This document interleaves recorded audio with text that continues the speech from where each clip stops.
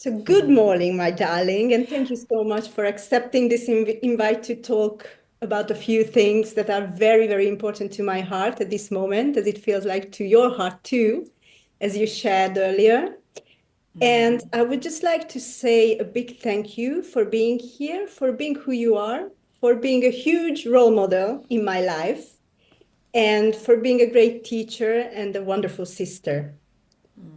And before we go ahead, I would just like you to maybe share whatever you feel like sharing in this moment, who you are and why are we talking today? Firstly, I want to say thank you, Judit. You know, I have so much respect for you as a being, as a woman, as a mother, and what you are carrying, which is so much light at this time of what seems like so much darkness that we are all being exposed to.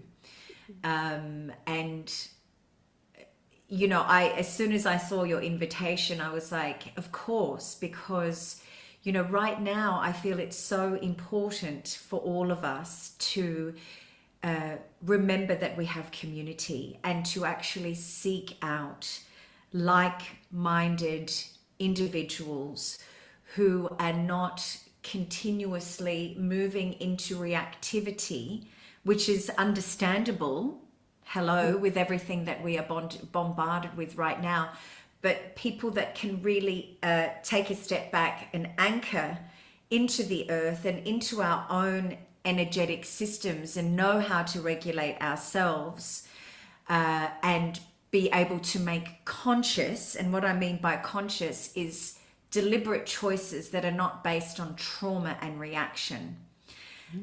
Coming back to me, so my name is Beáta Alföldi. We are both Hungarians, my darling. You know, I've had many lives in terms of careers. I'm a woman in her mid-50s who's really stepping into, I guess, the last part of my life, and yet I feel like it's just the beginning. And so, you know, I've been walking many paths. This path of a shamanic practitioner, of a teacher of the shamanic arts and earth-centered practices. I really stepped onto this path in 2007 with formal education in Australia with a 2-year diploma in the shamanic arts and earth-centered practices, eco-psychology and energy work, shamanism. But then my real lived and embodied experience of shamanism and well, what does that mean? It means understanding that we are all indigenous somewhere on this planet and therefore connected somewhere with our own very unique and special practices. It began when I first started traveling to Peru and the Americas, particularly South America from 2008 onwards.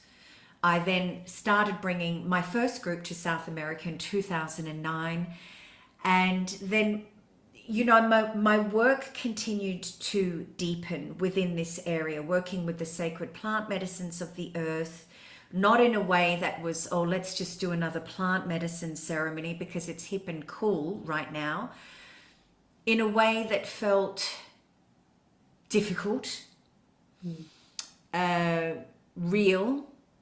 And I've always been a person, I'm very grateful I don't have an addictive personality, even though I come from a background of a lot of addiction in my lineage. I'm very grateful I didn't inherit that particular gene. I've always been very mindful and measured in terms of working with these very potent medicines of the earth because I'm aware of they can either support an individual into a spiritual awakening of sorts, which is work, of course, or spiritual emergence, where information, light, is coming in so quickly that an individual, if they don't have the right support, if they don't have the right embodiment practices, that person can really move into spiritual emergency, where we see psychosis and people ending up in hospitals because they don't have the right support around them. And then So this was my passion, and this has always been my passion, to share ultimately what it is to become a better human being through our connection with the natural world around us, through bringing in meaning into our lives, embodiment practices, ceremony, ritual, the practice of spirituality, and understanding our place within this earth. How can we continue to find that experience of being alive, so that we don't fall asleep at the wheel before it comes to an end? And it will come to an end for all of us sooner than later, in terms of what a short-lived experience this human experience is. And you know, because you know me as a person, as a sister, I've had a lot of experience with death. My son died in the process of a 3-day labor when he was full-term in childbirth. And soon after that, 2 weeks after that, I found out that my mother was terminally ill. And then I supported her through that process of that rite of passage of physically dying and moving back to spirit. So I have a very deep relationship with death, and it's something that really, it brought me to my knees, obviously, but also it woke me up. And what I mean woke me up, I don't mean enlightened. I mean, it woke me up to, hey, you've got work to do. There's no time to mess around or to play small, or that buy into the small ego of, oh, who am I to start sharing my work and what I know? Well, you better get on with it, because this experience has happened, and it happened for a reason, and life gave you a big kick up the butt. You better listen now. You better listen now, because you know, that experience changed me forever. Forever, of course. Mm. You know, there are two things that are so interesting that you mentioned, and this is why we are having this conversation, because I find that everything that is coming towards us in huge, gigantic steps, that has a lot to do with AI and everything that is unfolding, that we cannot even foresee what's going to happen in a few years, and I'm talking like 2 years maybe. And you mentioned two things that for me are so very important, because these are the questions that I ask myself so often. So number one, now that, you know, the past few centuries, we really differentiated ourselves as human beings based on the fact that we have a well-functioning neocortex, meaning that we felt that we are just actually more intelligent than other species. I'm not saying every human being, because obviously in indigenous cultures, that's a totally different point of view. But let's just say that in our Western world, this has been kind of the way we've seen the world. And now what is happening now, that all this left brain that has been so important to us is, we can now realize that actually it's not that good as we felt, because there are machines that can process way better than we can. So what happens next? And so one of the things that you mentioned is death. And I really feel that we are going through altogether a huge ego death. And that has to do with the fact that maybe you're not, after all, you have no control. After all, you are not as clever as you thought you are. And maybe there are other qualities of being human that are as important. And so this is where comes in the question, what are the other qualities of our humanness that are important, that are maybe important to look at this time in history? I'm talking intuition, instincts, and all the other things that you are so familiar with and that you are so connected to in your work.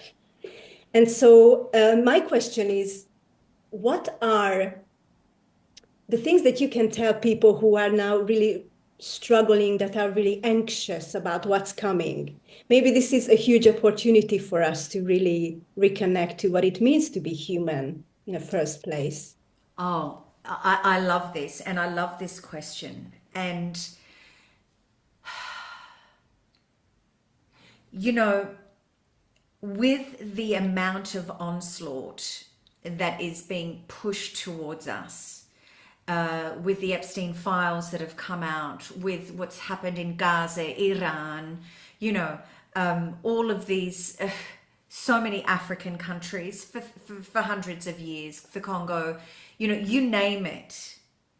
I can't think of many civilizations right now that haven't been affected by trauma. But right now, and it's been shared many, many times with the teachers, with the elders that I've spoken to for the last 20 years, this time was always foreseen. Yeah.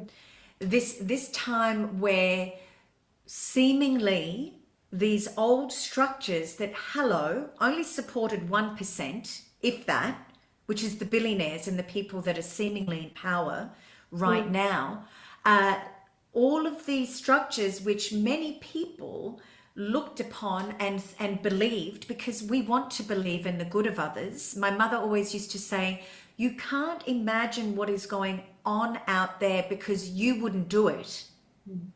And most of us, I like to believe, because I am an optimist, I do believe in the intrinsic good of most of us, cannot imagine that rich and powerful structures that have been and people that have been put into places of power would do some of the horrendous things that has been going on behind the scenes that actually affects everyone. So what I see right now is that rather than a collapse and the shadow, suddenly all this darkness, hey guys, the darkness has always been there. Knock, knock. Like, come on. It didn't just start now. It's just that we have, and this is the positive aspect of the internet and the connection, like a spider, which already on an energetic level, we've always been connected, but now it's like in the physical, in real time. The internet is supporting us as much as it's activating us in many other ways for those people that are drowning in reactivity to understand what is really going on in real time. So for me, it's not that the darkness has suddenly risen to the light, it's being uncovered. And this is good, because a wound, as you are well aware, and I love to use this analogy, we have to take off the band-aid in order for that wound to get air before it can actually transform and begin to heal. This is what I see is happening.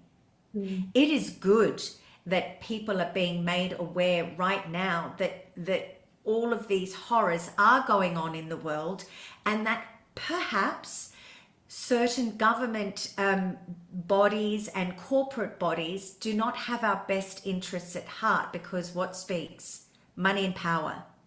And money and power has been very closely related to the intellect and to the mind.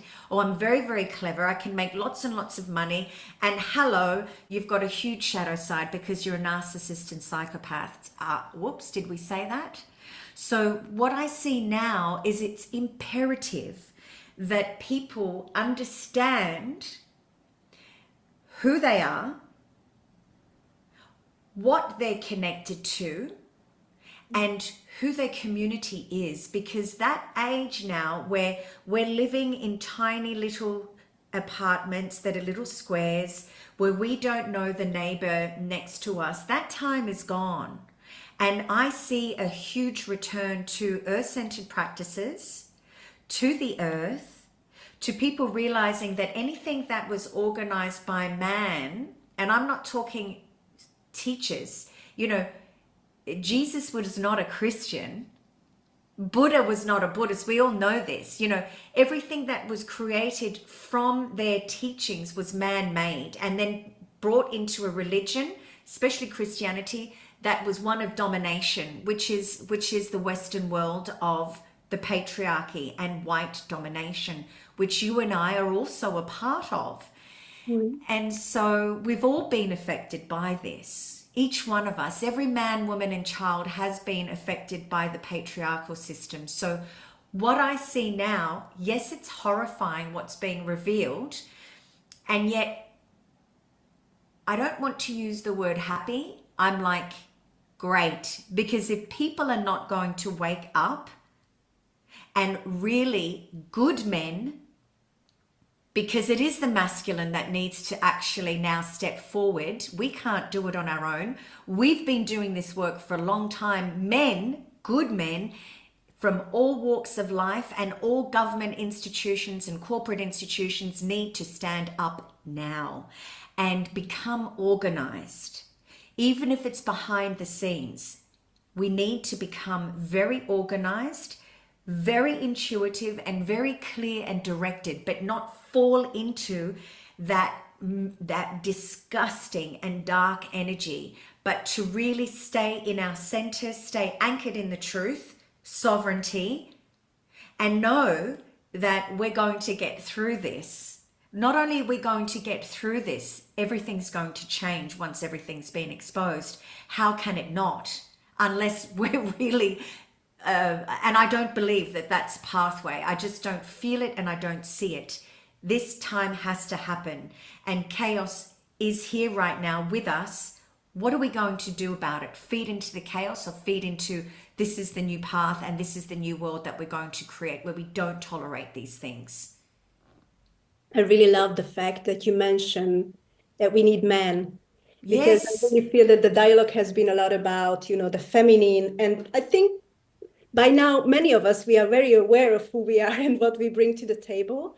And I think it's important to say it out loud as many times as we can, that we are together in this and we need the man to be there as well. And so I really love that you put emphasis on that. And God knows we do need good men. Yes. Goodness knows, darling. I mean, when you look at all of the seats in politics, most of the seats in politics, in high politics, in positions of power, in corporations, when you see the people that are mainly abusing the system, abusing people, unfortunately, it is men that are deeply unconscious.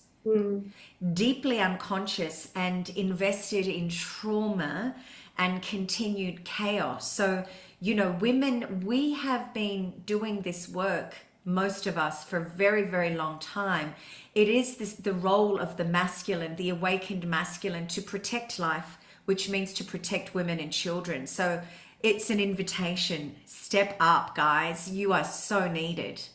Like, it's no longer, I'm going to sit here on my computer and play my computer games or, intellectualize and hypothesize what we need to do. No, come on, you need to get into action. We're asking you now. It's time. We need your protection, and goodness knows the planet needs your protection right now. It's so good to hear this. Because we're there. Yeah. We are there. We're already there. We'll stand behind you and beside you, but we can't do it on our own.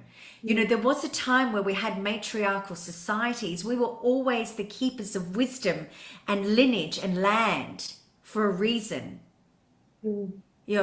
That's been taken from us. Now it's time. It's like, okay, we're happy to walk beside you, only if your direction is going to bring the benefit of the whole planet, not the destruction of all of us. Yeah. That's it. And when it comes to practices that you would recommend to people who feel a little bit lost or disconnected in this moment in time, and especially what is coming, and again, it's interesting that you said about how you feel about what's coming, because what I feel is a lot of excitement. Me too.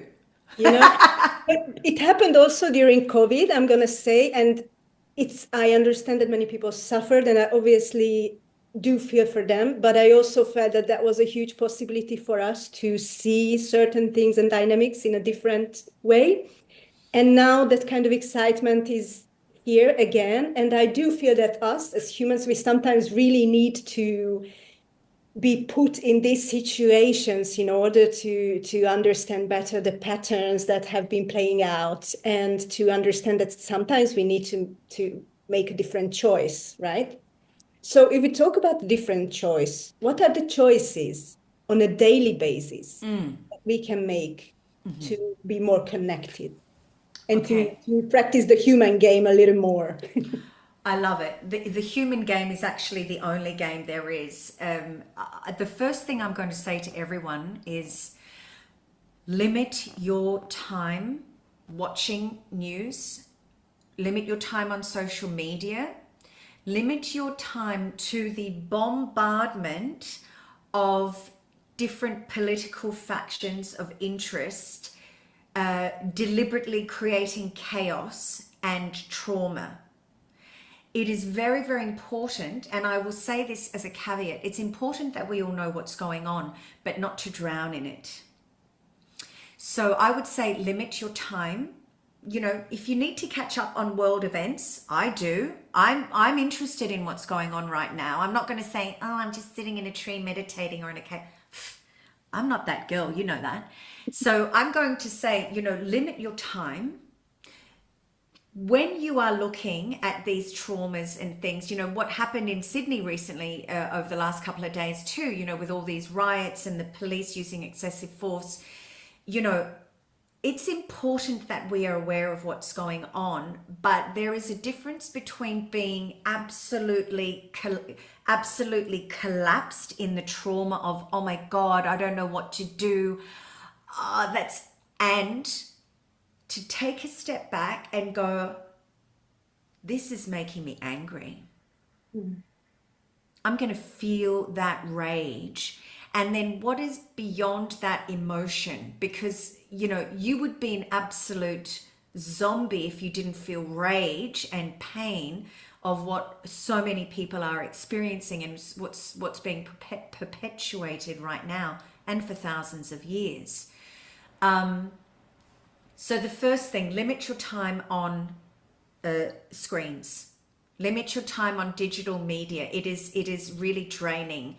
Catch up with where you need to, and then come back to, okay, I might say do an hour of screen time, and then I will make sure that I take myself out and give myself equal amount of time. Either I'm going to cook a beautiful meal for myself and my family, or I'm going to go for a beautiful walk in nature. I might earth myself. What do I mean by earthing? Put my bare feet on the earth for a couple of minutes, 5-10 minutes. I might connect with my beautiful cat or cats or dog, connect with my partner.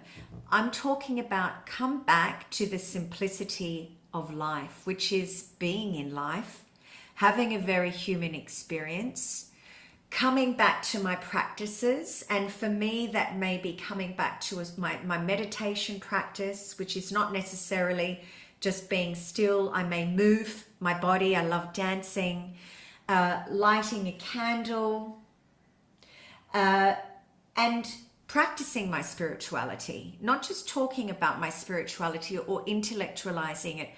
I have small rituals which involve me lighting a candle every day, maybe bringing in sage into my home, smoking my home out, and really connecting in with the values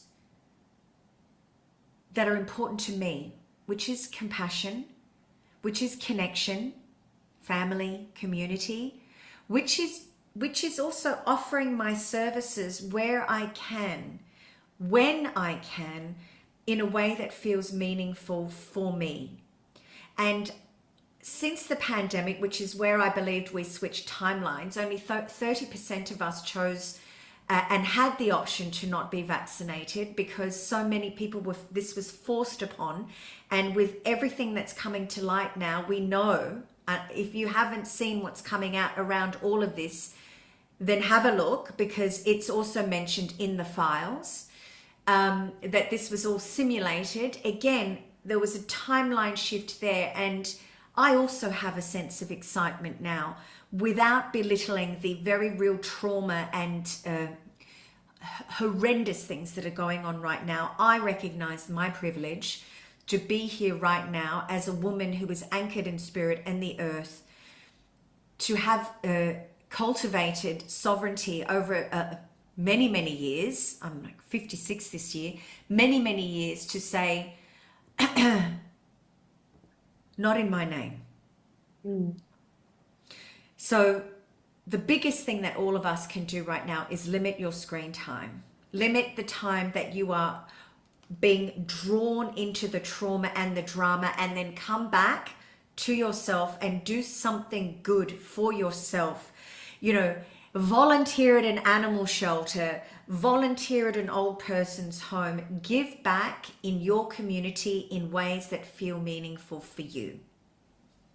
Yeah. And with that, you already mentioned one of those for me, very important human values, right? When we were talking about, it's not only about intellect, but there are so many other things that being a human is actually wonderful, and creating community and connecting to each other. And when it's needed to help out, or accepting help as well, right? All these Yes, are incredible interactions where we learn so much about ourselves and about humanity as such. And it's that's beautiful right. that you mentioned rituals, because before we started this call, I had this memory that came up, and I wanted to share it with you because I thought, wow, this is so timely. And this is from 2020, so 6 years ago, and it's just before COVID hit, just before. More than a symbolic act, ritual is a powerful cultural technology that puts us into conversation with the invisible and holy elements of nature, creating occasions for us to express our feeling life in the open, weaving us deeper into togetherness. Oh, Just darling, before we started to talk, I looked at this. I love this. We're in an age where spirituality is not about just consciousness and just connecting with spirit outside of us, which is super masculine. We're in an age now where that is also very important, but a living and breathing embodied spirituality, which is the feminine, which is acts of ritual within the context of ceremony. Life is the ceremony, and how we show up every day is the ritual of life. And for me, this is what makes and brings meaning into our lives, that brings that experience of being alive. I lit a candle before we met because meeting you in this moment is a sacred moment. Why? Because we're holy. And, everywhere that each one of us stands, this is holy ground. And so when we meet another, it's like, rather than preparing or we're going to do this, or it's like you and I decided, let's just open the field, which is what we're doing, which is living presence. And this is what this time is asking of each one of us, is to come back into our own sovereignty and to trust ourselves. To trust ourselves enough that our intuition, that our instinct, which animals have in abundance, which is really connected to that living field, the transpersonal field that is connected to everything, inspiration, in spirit. When we are connected to that, the timeline that is going to invite our highest creative potential for each one of us will continue to unfold. It's like wherever we go, we're there. And so we're creating everything. And this is, we know this in quantum physics. We're aware of that truth, but we forget. So my invitation to each one of us, it's like, what are you going to feed? Are you going to continue to feed that trauma and that darkness? Or are you going to rise above this with embodied action, not spiritual bypassing, but go, just by my presence on this earth, things are going to change. And we know that. We know that when we've seen very enlightened beings or spiritual teachers, their presence alone activates a room. And so this is my invitation to all of us. It's time to recognize that we're all gods. We are all made of the divine, and not in this way that is elevated, but to understand this inherent and deep power that is beyond the intellect, beyond the mind, but spiritual power that each one of us has to effect deep and embodied and long-lasting change for ourselves and for the children that are coming, and for everyone on this planet, human and non-human, brothers and sisters, brethren. Thank you so much for this. It's really, really, I really appreciate it. And I do feel that exactly as you mentioned, even if we know it, sometimes it's good to connect and to remind ourselves. And I really feel that when you talk about it, it's like my cells are being activated, the memory is coming back, like, Yes. remember, sometimes we need that moment, that little push, because when we do our everyday life, as you say, yes, life is ceremony, and having rituals really helps us to be in the present, and then sharing it with other people, it really closes the circle. So it's very beautiful. Thank you so much. Oh, darling, we put up our hand when they said, "Hey, who's coming down from spirit when the proverbial hits the fan?" Oh, great. Sounds good. Sounds, yeah, we know we've got to pull our sleeves up. And yes, there's work to do. And yes, we're here for it. None of us would be alive if it wasn't that there was in somewhere in our lives love present. And none of us would be here at this time if we weren't here to effect some important changes. Thank you. Thank you so much for your time, your presence, your energy, the way I can feel your light, and I can actually feel you here as well. So thank you so much. Likewise. I love you. I love you, szeretlek nagyon, mucikám. Én is nagyon szeretlek, and I hope that people who will listen to this will, and I don't hope, I know people who will listen to this will really get the message. And that's the most important thing. Oh my goodness. Truth, uncensored. That's what's needed right now. And this is actually the time that we're in. And a big aho, amen, aloha, yes to that. Yeah. Thank you. Thank you, darling. Thank you so much for your time and energy too.